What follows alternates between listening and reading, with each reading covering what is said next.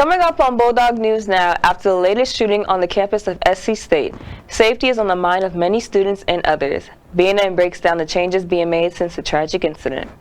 And we take you to a community prayer event where healing through prayer was the goal. Plus, it's a way to relieve stress and connect spiritually. We go inside a Pilates class offered at SC State. BNN starts right now.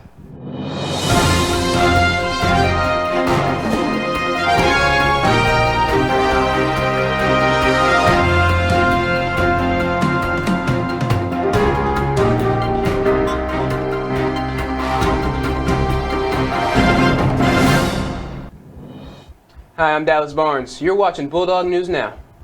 And I'm Brianna Holmes. We begin with campus news. An arrest has been made after a tragic night on the campus of SC State, which resulted in 2 people being killed and another person being injured. Here's what we know. 18-year-old Kamanti Kennedy was arrested and charged with murder. Kennedy was not a student at SC State. He was with a group who came on campus to buy drugs. 19-year-old Henry Crittington and 18-year-old Tyrell Thomas, who were the victims who died from their injuries. They were also not students at SC State. The third victim who was injured is a student enrolled at SC State. SC State's Office of Public Safety handled the investigation over to the South Carolina Law Enforcement Division, or SLED. University officials want to keep students and the whole Bulldog community safe. That's why they're changing the campus visitors policy, among other things. This is the scene at SCSU's Gate 4. 2-man checkpoints and car-to-car searches are now commonplace on our campus. In response to Thursday's incident at Hougini Suites, South Carolina State University has announced immediate updates to its campus security policy. Effective February 17th, all residence halls will require students and visitors to present valid identification upon entry, with 24-hour security personnel stationed at main entrances. The university has also increased patrols around student housing and is expanding surveillance video camera coverage around the campus. Additionally, emergency alert systems will be tested weekly to ensure rapid communication in case of future incidents. University officials emphasize that these measures are designed to enhance student safety and foster a secure learning environment.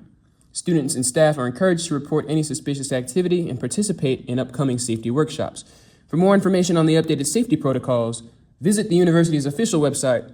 Campus security as well as administrative officials have declined to comment on the situation, but encourage the Bulldog community to keep each other in our prayers. More on this as it develops. SC State President Alexander Conyers says the aim of the university right now is to move forward. Conyers held a virtual town hall meeting to ease the fears and concerns of students, faculty, staff, and parents. The format allowed for pre-selected questions. Over 500 people logged into the meeting. Conyers pushed those watching to make sure students understand the new visitors policy. He says the university will do their part, and others must do theirs too. He answered the big question about whether there would still be a homecoming, Bulldog Fest, and other events on campus. The answer was yes. The nearly 30-minute session wrapped up with Conyers ensuring all participants that the university is doing everything it can to keep everyone safe. Hand in hand, students formed a prayer circle at the campus of SC State, surrounded by local pastors, community members, and university leaders. The gathering held in response to ongoing concerns about gun violence brought to the campus together in a moment of silence, faith, and collective support. The campus of South Carolina State University held a prayer service for students on Monday night, just a week after the campus shooting that occurred last Thursday, leaving 2 dead and 1 injured. In attendance were students and the university's president, Alexander Conyers, and First Lady, Agatha Conyers. There were also local pastors and community members, including Pastor James Roman of Kingdom Life Ministries in Orangeburg, who gave students a spoken word on having faith and always being there for one another. At the service, there were students who led community in prayer for SC State student Courtney Johnson, who prayed in hopes that the gun violence would stop for all colleges and universities. I spoke with students after the event to get their insight on how they felt about the situation. Some students were not comfortable being on camera, but I was able to write their views about it. Some students had to say, "This shooting is getting out of hand. I don't know why it's always they getting the most violence when it's not us." Some even expressed that they were not even sure if they wanted to return for the next fall semester. I also have a statement from Pastor James Roman of Kingdom Life Ministries. He says we should all be there for one another and help uplift each other through tough times. The university is asking the community to keep SC State in your prayers as they start to gravitate through new changes. Another way of moving forward is using the counseling services. During our conversation about men's health, BNN asked a licensed psychologist for tips on coping with such an incident, like the one that happened last Thursday. Oftentimes after a tragedy like that, people have mixed emotions. They, may have some fears or some anxieties about their own safety and their own mortality. And, I think it becomes an opportunity, for both students and the university to be responsive to the emotional needs of the students by creating spaces that are safe to have conversations about what happened. And how people are responding and feeling. So your counseling center, I think, would be kind of like the first place that I would encourage folks to kind of check out. I'm sure that they have a response team available to you guys to meet your needs. SC State's counseling center is located in the front part of campus near Brooks Health Center. It's open Monday through Friday, 8:30 a.m. to 5 p.m. And you can download the Timely Care app on your phone for assistance too. Now, I know we've all heard of Pilates. You know the intense workout routines that make you shop for your mama? Well, have you ever heard of Prelates? BNN reporter Shamari Blandon is here to tell us more about it. Well, I know you heard of hot yoga, meditation, and the regular gym membership. But have you heard of prayer and Pilates? Prayer and Pilates, or Prelates sessions, are held in the Bulldog Den or Bulldog Lounge every Wednesday at 5:30 p.m., hosted by Miss Ayana Hurley and her e-board members. I asked the young ladies, why Prelates, and how do the sessions make them feel? My name is Ayana Hurley. I'm the president of Prelates and the founder. I'm a sophomore biology major. So about 3 years, I started my faith journey with God. My freshman year of college, I really prayed. I made my prayer board and everything, and I was really praying to God, how can you use me on this campus? What can I do that's different than what everybody else is doing? When I'm in action doing Prelates, I it's like I go from, I become a whole different person. Hello, I'm Madison Williams, a sophomore biology major. So I joined the e-board for Pilates because I have a great friend named Ayana. So a couple things I love about Prayers and Pilates is the fellowship, the sisterhood and brotherhood, the constantly stressing how important it is to have God in your life, and us just coming together, praying together as young Black students. Well, there you have it, folks. Come out to Prelates every Wednesday at 5:30 p.m. in the Bulldog Lounge or the Bulldog Den. Apparently, it's a great way to build community, relieve stress, and continue to build that momentum. I'm Shamari Blandon with BNN. The world is mourning the loss of a civil rights legend.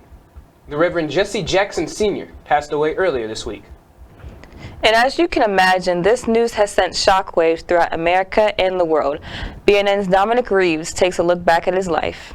A native of Greenville, South Carolina, Jesse Jackson became an icon in the civil rights movement through his work with the late Dr. King and the Southern Christian Leadership Conference. Unarmed and sober. Yeah. It's what makes him such a perfect case to make the story. Unearned suffering is redemptive. You do know if his body had been full of drugs. You do know if his body had been full of alcohol. You do know if he had had a knife. This would have been a different story. Before moving to Chicago to start the Rainbow Push Coalition, Jackson took a football scholarship to play at the University of Illinois. He later transferred to North Carolina A&T, where he played as quarterback and was elected as student body president. Poverty is a weapon of mass destruction. People who are poor materially often begin to have poor expectations and poor dreams and poor aspirations. He began his work in civil rights by taking part in sit-ins at segregated lunch counters in North Carolina. He was friends with Dr. King and was on the balcony with King when he was assassinated. He was very much in touch with life and death, but he was not a man afraid to die or afraid to live. Jackson was known as a world leader through his negotiation efforts to bring home captives. He also had 2 unsuccessful runs as president of the United States. He received the President Medal of Freedom in 2000. Lions eat lambs. Lambs sensibly flee from lions. Yet even lions and lambs find common ground. Why? Because neither lion nor lambs want the forest to catch on fire. Neither lions nor lambs want acid rain to fall. Neither lions nor lambs can survive nuclear war. If lions and lambs can find common ground, surely we can as well as civilized people. After news of his death, Jackson's family gave remarks to the public. Our father is a man who dedicated his life to public service, to gain, protect, and defend civil rights and human rights, to make our nation better, to make the world more just, our people better neighbors with each other. Leaders from South Carolina also gave condolences. Governor Henry McMaster wrote on X, formerly known as Twitter, a native son of South Carolina and an icon of the civil rights movement, the Reverend Jesse Jackson was a prominent voice in our nation's political and cultural dialogue. He went on to post that flags at the State House in Columbia to be lowered to honor his legacy and memory. South Carolina U.S. Representative James Clyburn also chimed in, saying, in part, I join the nation in mourning the passing of one of the most quintessential civil rights leaders, Reverend Jesse Jackson.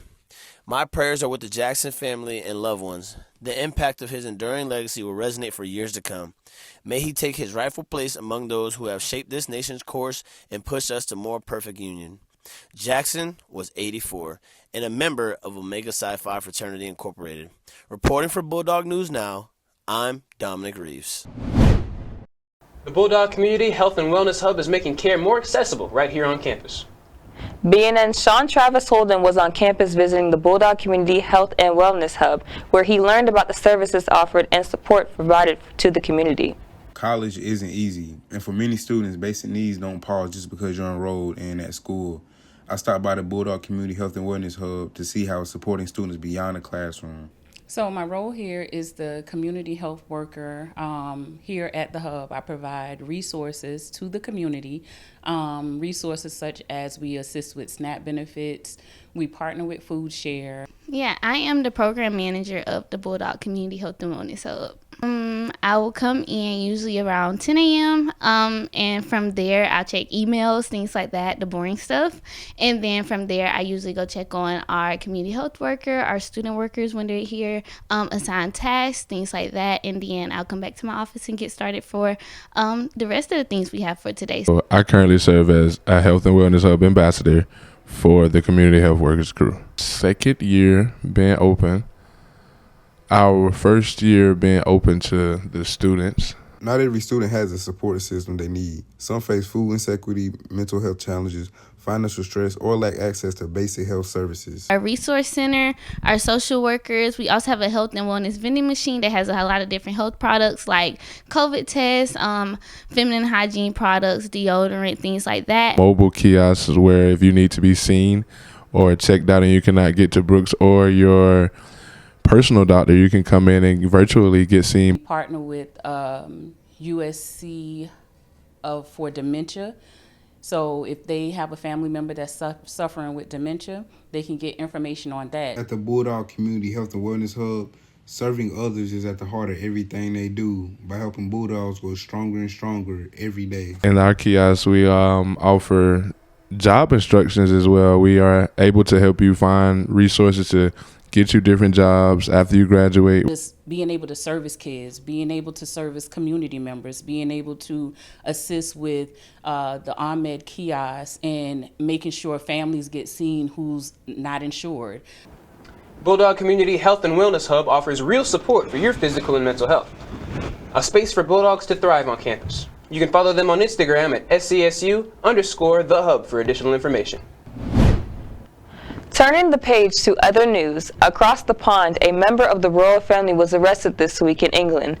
Former British Prince Andrew Mountbatten-Windsor was taken into custody on suspicion of misconduct in public office. He was recently stripped of his royal titles because of links to Jeffrey Epstein.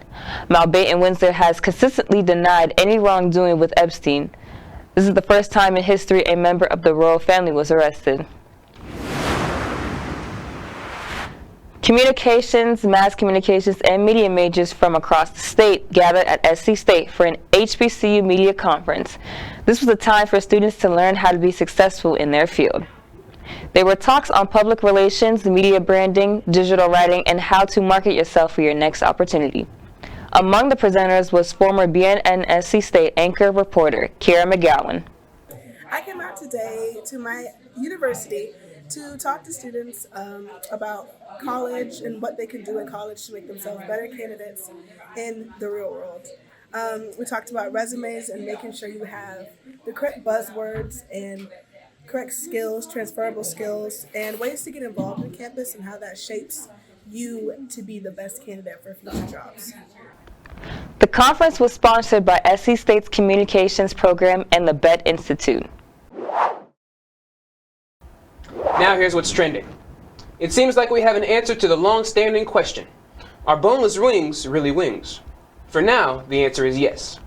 This comes after a judge ruled that the customer's lawsuit didn't have any meat on the bone. A customer sued Buffalo Wild Wings in 2023 and complained that the term boneless wings was deceptive. The judge rejected the claim and says boneless wings is not deceptive, but a fanciful name. He also said that boneless wings is a common term that has been used for many years and is familiar to many customers. So, Brianna, are boneless wings really wings? I mean, it's just wings, it's meat. I don't see the reason to argue about it.